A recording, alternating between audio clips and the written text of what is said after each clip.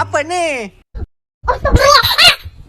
Astagfirullahaladzim. Dah tunggu jeda kejadian gedor. Astagfirullahaladzim, kamu ini berdosa banget.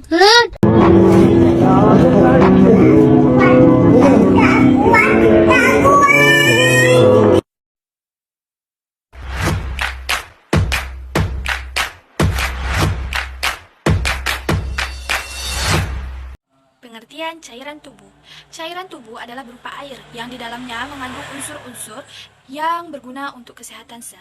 Cairan tubuh biasanya sebagian berada di luar sel yang dikenal dengan sebutan ekstraseluler dan sebagian lagi berada di dalam sel atau disebut dengan intraseluler. Cairan sel mampu membangun tubuh secara sederhana yang hidup di dalam laut internal yang di dalamnya mengandung cairan ekstrasel atau CES yang dilapisi oleh kulit tubuh. Lalu, cairan ini mampu menerima oksigen dan makanan serta mampu mengeluarkan metabolisme. 2. Jenis cairan tubuh. Berdasarkan letaknya, cairan tubuh dibagi menjadi dua, yaitu cairan tubuh intraseluler atau CIS yang berada di dalam sel sekitar 60% dari air tubuh. Kedua, yaitu cairan ekstraseluler atau CES yang berada di luar sel sekitar 40% air tubuh. Cairan ekstraseluler dibagi lagi menjadi tiga, yakni pertama cairan interstitial atau CIT. Cairan ini berada di sekitar sel 20% cairan ekstraseluler. Kedua yaitu cairan intravaskular atau CIV yang cairannya berada di dalam pembuluh darah sekitar 80% dari cairan ekstraseluler. Ketiga yaitu cairan transselular atau CTS yang cairannya terkandung di dalam rongga khusus dari tubuh, jumlahnya kecil dan sering diabaikan.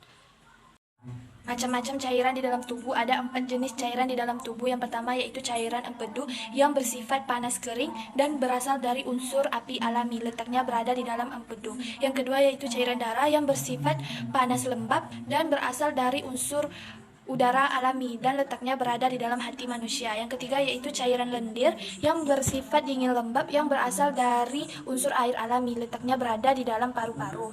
Dan yang terakhir adalah cairan empedu hitam, sifatnya kering dan berasal dari tanah alami, letaknya dalam limpa kecil atau spleen.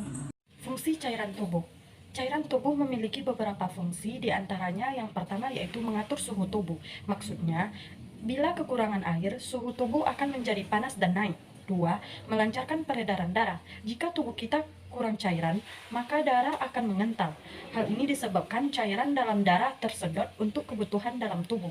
3. Membuang racun dan sisa makanan. Tersedianya cairan tubuh yang dapat membantu mengeluarkan racun dalam tubuh. Air membersihkan racun dalam tubuh melalui keringat, air seni, dan pernapasan. 4. Kulit. Air sangat penting untuk mengatur struktur dan fungsi kulit. 5. Pencernaan. Peran air dalam proses pencernaan untuk mengangkut nutrisi dan oksigen melalui darah untuk segera dikirim ke sel-sel tubuh. 6. Pernapasan. Paru-paru memerlukan air untuk pernapasan karena paru-paru harus basah dalam bekerja memasukkan oksigen ke sel tubuh dan memompa karbon dioksida keluar tubuh. 7. Sendi dan otot. Cairan tubuh melindungi dan melumasi gerakan pada sendi dan otot. Otot tubuh akan mengempis apabila tubuh kekurangan cairan. 8. Pemulihan penyakit. Air mendukung proses pemulihan ketika sakit karena asupan air yang memadai berfungsi untuk menggantikan cairan tubuh yang terbuang. 9. Sarang untuk mengangkut zat-zat makanan ke sel-sel. 10. Mengeluarkan buang-buangan sel. 11. Membentuk dalam metabolisme sel. 12. Sebagai pelarut untuk elektrolit dan non-elektrolit. 13. Mempermudah eliminasi. Dan yang ke-14 ialah mengangkut zat-zat seperti hormon, enzim, SDP, dan SDM. Komposisi cairan intrasel. 40% dari berat badan total adalah cairan intraseluler. Cairan intraseluler adalah cairan yang terkandung di dalam sel. Pada orang dewasa, sekitar 2/3 dari berat badan tubuhnya adalah cairan intraseluler. Sama kira-kira 25 liter pada rata-rata pria dewasa. Sebaliknya, hanya setengah dari cairan tubuh yang ada pada bayi yang merupakan cairan intraseluler. Adapun komposisi dari cairan intraseluler ini yaitu akibat dari pompa natrium dan kalium dependen ATP. Konsentrasi ion natrium dan kalium intraseluler berlawanan dengan yang ada di dalam CIS. Di dalam CIS, kalium berkonsentrasi tinggi dan natrium berkonsentrasi rendah. Konsentrasi pada protein dalam sel itu tinggi, yaitu sekitar 4 kali konsentrasi yang ada di dalam plasma. Komposisi cairan ekstrasel. 20% dari berat badan total adalah cairan ekstraseluler. Cairan ekstraseluler adalah cairan di luar sel. Ukuran relatif dari cairan ekstraseluler dapat menurun seiring dengan bertambahnya usia. Pada bayi yang baru lahir, kira-kira 1/2 cairan tubuh terkandung di dalam cairan ekstraseluler. Setelah berusia 1 tahun, volume relatif dari cairan ekstraseluler menurun sekitar 1/3 dari volume total. Ini sebanding dengan 15 liter dalam rata-rata orang dewasa. Cairan ekstraseluler ini dikelompokkan menjadi beberapa, di antaranya yang pertama adalah cairan interstisial. Cairan interstisial adalah cairan di sekitar sel. Pada orang dewasa, volume cairan interstisial sekitar 8 liter.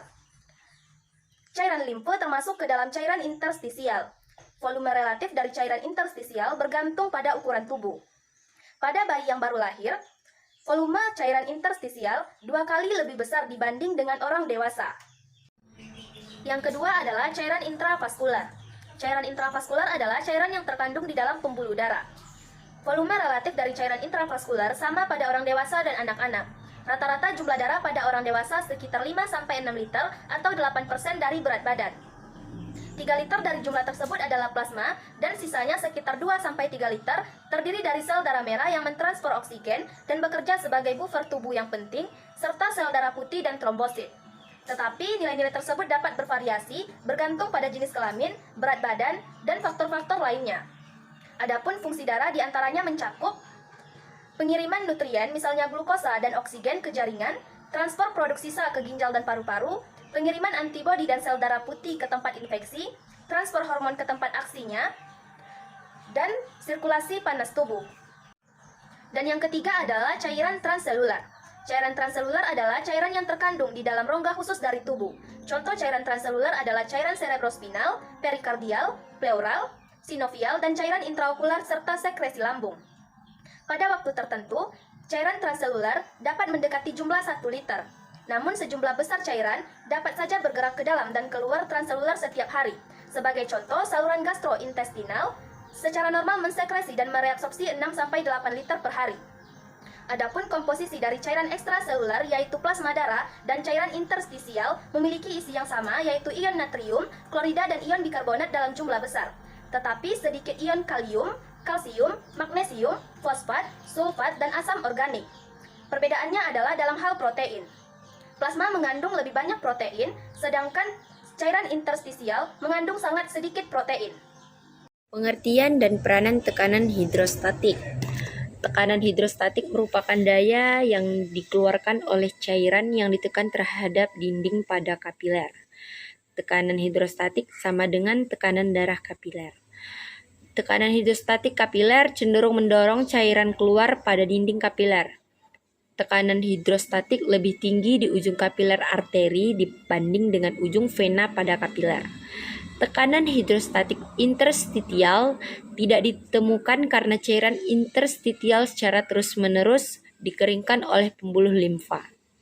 Sehingga tekanan hidrostatik yang ditemukan sama dengan tekanan darah pada kapiler. Tekanan hidrostatik dalam sel disebut tekanan turgor. Tekanan turgor yang berkembang melawan dinding sebagai hasil masuknya air dalam vakula sel disebut potensial tekanan. Tekanan turgor penting bagi sel karena dapat menyebabkan sel dan jaringan yang disusunnya menjadi kaku. Potensial air suatu sel tumbuhan secara esensial merupakan kombinasi potensial osmotik dengan potensial tekanannya. Jika dua sel yang bersebelahan mempunyai potensial air yang berbeda, maka air akan bergerak dari sel yang mempunyai potensial air tinggi menuju ke sel yang memiliki potensial air rendah. Adapun peranan dari tekanan hidrostatik antara lain perpindahan cairan di antara kapiler dan cairan interstitial. Pada ujung arteri kapiler, tekanan darah hidrostatik tetap di dalam sehingga mengakibatkan perpindahan dari bagian intravaskuler ke interstitial. Pada ujung vena kapiler, cairan berpindah dari ruang interstitial ke ruang intravaskuler karena tekanan osmotik koloid melebihi tekanan hidrostatik. Proses ini melepaskan O2 dan nutrisi ke sel, mengangkat CO2 dan produk sisa. Pengertian dan peranan tekanan osmotik. Tekanan osmotik merupakan tekanan yang hanya ditimbulkan oleh zat-zat yang tidak dapat melalui pori-pori suatu membran semi-permeabel atau tekanan yang dibutuhkan untuk menghentikan osmosis. Jika dua buah larutan yang dipisahkan oleh membran semi-permeabel memiliki tekanan osmotik sama, kedua larutan tersebut isotonik satu dengan lainnya. Namun, jika salah satu larutan memiliki tekanan osmotik lebih besar dari yang lain, larutan tersebut dinamakan hipertonik. Dan jika salah satu larutan memiliki tekanan osmotik lebih kecil dari larutan yang lain, larutan tersebut dinamakan hipotonik. Tekanan osmotik memainkan peranan penting dalam sistem hidup. Misalnya, dinding sel darah merah berfungsi sebagai membran semi-permeabel terhadap pelarut sel darah merah. Penempatan sel darah merah dalam larutan yang hipertonik relatif terhadap cairan dalam sel menyebabkan cairan sel keluar sehingga mengakibatkan sel mengerut. Proses pengerutan sel seperti ini disebut krenasi.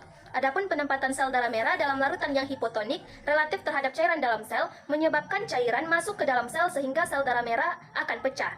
Proses ini dinamakan hemolisis. Seseorang yang membutuhkan pengganti cairan tubuh, baik melalui infus ataupun meminum cairan pengganti ion tubuh, harus memperhatikan konsentrasi cairan infus ataupun minuman. Konsentrasi cairan infus atau minuman harus isotonik dengan cairan dalam tubuh untuk mencegah terjadinya krenasi dan hemolisis. Adapun peranan dari tekanan osmotik yaitu perpindahan air antara cairan ekstraselular dan cairan intraselular ditentukan oleh kekuatan osmotik. NaCl pada cairan ekstraselular dan kalium pada cairan intraselular adalah zat terlarut non-penetratif yang berperan dalam menentukan konsentrasi air pada kedua sisi membran. Dalam kehidupan sehari-hari, dapat ditemukan peranan dari tekanan osmotik seperti pada mesin cuci darah pasien penderita gagal ginjal, pada pengawetan makanan, pembasmi lintah, penyerapan air oleh akar tanaman, dan desalinasi air laut melalui osmosis balik. Faktor-faktor yang mempengaruhi tekanan hidrostatik dan tekanan osmotik. Ada beberapa faktor yang mempengaruhinya. Yang pertama yaitu membran. Setiap kompartemen cairan dipisahkan oleh membran semi-permeable. Di antaranya yaitu membran sel dan membran kapiler. 2. Proses transport. Terdiri dari difusi, transport aktif, filtrasi, dan osmosis. Yang ketiga yaitu konsentrasi cairan. Perubahan pada konsentrasi cairan tubuh mempengaruhi gerakan air di antara komponen cairan melalui osmosis. Osmolalitas menunjukkan konsentrasi osmotik. Larutan besarannya dinyatakan dalam miliosmol per kilogram. Osmolalitas plasma normalnya 287 miliosmol per kilogram. Называется, что мы две почемучки. Никому я говорю, путю ведь я люблю за лучшую подругу. Не путю, никому я говорю, не путю ведь я люблю. Навсегда мы друг для друга. LP.